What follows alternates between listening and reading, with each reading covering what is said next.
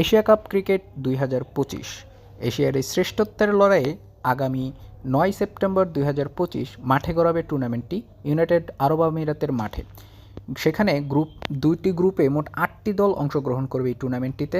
Group এতে রয়েছে India, Pakistan, UAE এবং ওমান। অপরদিকে গ্রুপ বিতে রয়েছে শ্রীলঙ্কা, পাকিস্তান, আফগানিস্তান এবং হংকং। গ্রুপ এ থেকে খুব সহজেই আশা করা যায় ভারত এবং পাকিস্তান তাদের সেমিফাইনালে স্থান দখল করে নেবে। অপরদিকে গ্রুপ বিতে ততটা সহজ লড়াই হবে না। শ্রীলঙ্কা এবং আফগানিস্তানের সাথে বাংলাদেশের একটি তুমুল লড়াইয়ের মাধ্যমে সেরা দুই দল পরবর্তী স্টেজ অর্থাৎ সেমিফাইনালে অংশগ্রহণ করবে।